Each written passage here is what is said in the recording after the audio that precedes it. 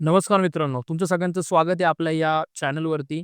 मित्रांनो, आज या व्हिडिओमध्ये आपण शिकणार आहोत, की फॉरेक्स मार्केट नेमकं म्हणजे काय? तो कसा चालतो? लोकं यातून पैसे कसे कमावतात? आणि ह्या सगळ्या गोष्टी मी तुम्हाला अगदी सोप्या भाषेमध्ये सांगणार आहे. बऱ्याचदा असं होतं, की फॉरेक्सबद्दल तुम्ही कधी ऐकलेलं असतं. तुम्ही या मार्केटबद्दल कुणाकडून तरी समजून घेतलेलं असतं. फॅमिली, फ्रेंड्स या तुमचे कलीग्स या तुमच्या आजूबाजूचे जे लोकं आहेत, त्यांनी कुणीतरी या मार्केटबद्दल कधी ना कधी चर्चा केलेली असती.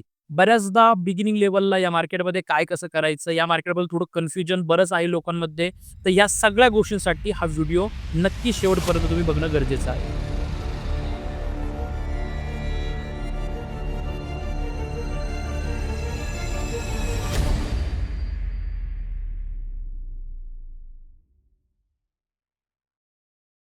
या मार्केटमध्ये करन्सीवरती ट्रेड केले जातात. आता करन्सीवरती ट्रेड कसे केले जातात हे पहिले नीट समजून घ्या. मार्केटमध्ये प्रत्येक देशाची करन्सी ही वेगवेगळी आहे आणि ह्या करन्सीवरती आपण ट्रेड करून आपण त्याच्यावरती काय करतो? प्रॉफिट कमवण्याचा प्रयत्न करतो. आता बऱ्याचदा असं होतं, की मार्केटमध्ये आपल्याला ह्या देशाच्या करन्सीवरती ट्रेड का करायची? हा प्रश्न पडतो. तर हे समजून पहिलं घ्या, की प्रत्येक देशाची इकॉनॉमी ही वेगवेगळी असल्यामुळे त्यांचं कंपॅरिझन हे दुसऱ्या देशांशी होत असतं. त्याच्यामुळे ती प्राइसिंग कधी आपल्याला वाढताना दिसते, कधी ती प्राइसिंग आपल्याला खाली येताना दिसते. एक्झाम्पल जर सांगायचं झालं, अमेरिका झालं, त्याच्यानंतर युरोपियन मधले कंट्री झाली, इंडिया झालं, या एशियन मधली टोकियो, चायनासारख्या वेगवेगळ्या कंट्री झाल्या, ज्यांची करन्सीची स्वतःची व्हॅल्यू खूप जास्त आहे. मग आता या कंट्रीची जी काही करन्सी आहे, यांची जी काही करन्सी आहे त्याच्यामध्ये कधीही एका सिंगल कंट्रीच्या करन्सी सोबत आपण ट्रेड करू शकत नाही. तुम्हाला कधीही ट्रेड करताना 2 करन्सीची गरज पडतात, ज्याला आपण बेस करन्सी आणि कोट करन्सी असं म्हणतो. आता याच्यामध्ये जर एक्झाम्पल द्यायचं झालं, तर समजा आपण एका साईडला पकडलं USD आणि एका साईडला पकडलं आपण आयनार. तर जर समजा मला आता याच्यामध्ये ट्रेड करायचं, मी वैयक्तिक ज्यावेळेस चार्टवरती बघणार या मी याच्यामध्ये अनालिसिस ज्यावेळेस करणार, त्यावेळेस मला इथे कळणार की USDच्या कंपॅरिझनमध्ये आयनारची व्हॅल्यू ही डाऊन होतीये या वाढतीये, काहीही होऊ शकतं. मग त्याच्यामध्ये जर आपण उदाहरणार्थ समजायचं झालं, तर USD आणि आयनर या दोघांमध्ये जर समजा USDचा जर आज करंट रेट जर आपण बघितला एक्झाम्पलसाठी, तर तो समजा आपण ₹90 पकडला, की $1 आपल्याला ₹90 हे मोजावे लागणार आहेत. तर त्याच्यामध्ये जर तोच भाव जर ₹90 वरती 50 पैसे जरी तो वाढणार असेल, तर तिथे मी काय करणार? डॉलर हा रुपयाच्या मुकाबले हा काय होणार आहे? स्ट्रॉंग होणार आहे. तर तिथं मी बाईंग ऑर्डर एक्झिक्यूट करणार. आणि जर समजा मला असं वाटलं, की इकडं त्या डॉलरची प्राइसिंग ही आयनरच्या कंपॅरिझनमध्ये खाली येऊ शकते. म्हणजेच काय? तर ₹90 पेक्षा जर त्याची प्राइसिंग खाली येणार असेल, तर तिथं मला त्याचं काय करावं लागेल? सेल ऑर्डर एक्झिक्युशन करावं लागणार. आणि ह्या दोन्ही सिच्युएशनमध्ये जर मला व्यवस्थित अॅनालिसिस करता आलं, तर ह्या दोन्ही सिच्युएशनमध्ये मी प्रॉफिट बनवू शकतो.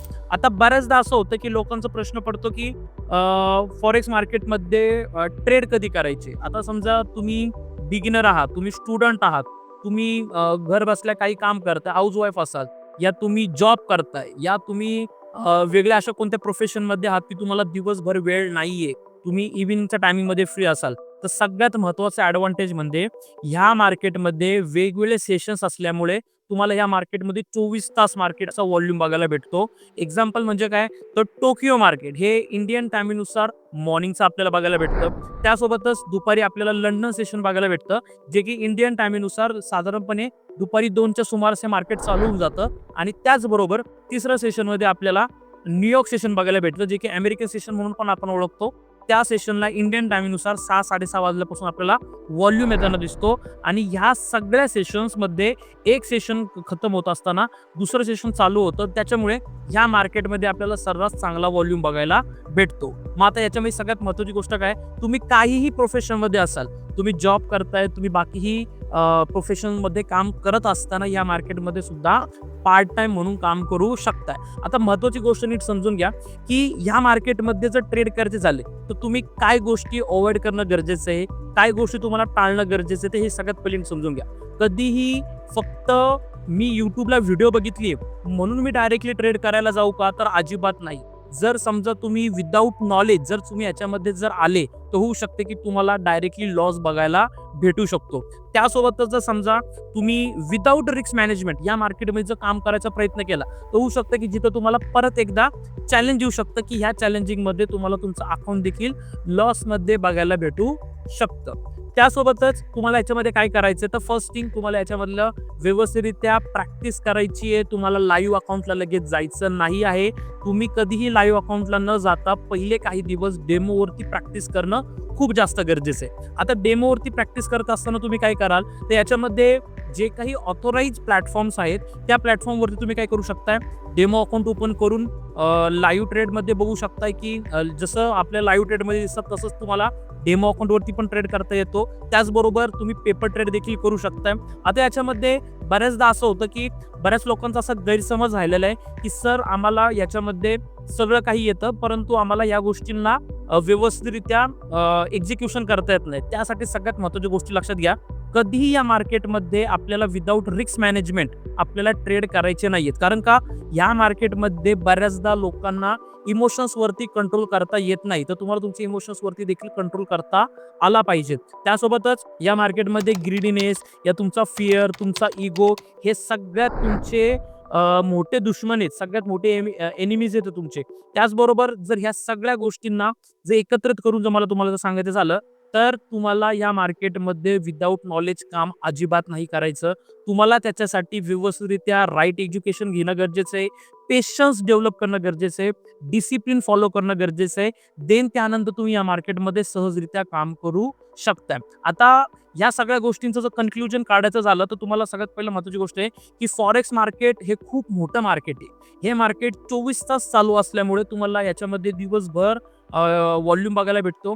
त्यासोबतच या मार्केटमध्ये तुम्ही ज्यावेळेस काम करताय तर तुम्हाला काम करत असताना basically risk management, right education, discipline त्यानंतर ह्या सगळ्या गोष्टींना कन्क्लुजन करून तुमचे जे काही इमोशन्स आहेत या सगळ्यावरती तुम्हाला व्यवस्थितरित्या काम करावं लागेल. आणि ह्या सगळ्या गोष्टींसाठी तुम्ही सुरुवात करणार डेमो अकाउंटवरती. डेमो अकाउंटवरती या सर्व गोष्टी एक्झिक्युशन केल्यानंतर देन त्यानंतर तुम्हाला लाईव्ह अकाउंट ओपन करायचे आहे.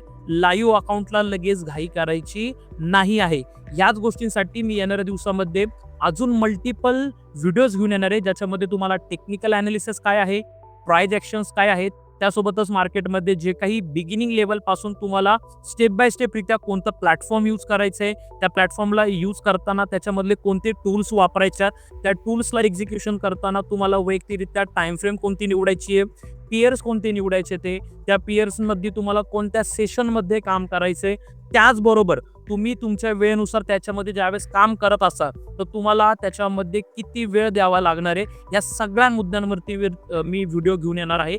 त्याचबरोबर या पेजवरती या चॅनलवरती तुम्हाला फक्त आणि फक्त एज्युकेशनल एक राईट कंटेंट मिळणार आहे. म्हणून या व्हिडिओमध्ये तुम्ही ज्या पद्धतीने सर्व गोष्टी समजून घेत असाल त्याच पद्धतीने आपण येणाऱ्या दिवसामध्ये प्रत्येक एक मुद्द्यांवरती आपण वेगळी व्हिडिओ घेऊन येणार आहोत. त्यासाठी तुम्ही या चॅनलला फॉलो करून ठेवा, या चॅनलला सबस्क्राईब करून तुम्ही ठेवा जेणेकरून येणारे जे काही नेक्स्ट व्हिडिओ आहेत ते तुम्हाला लगेच भेटून जातील. Thank you so much.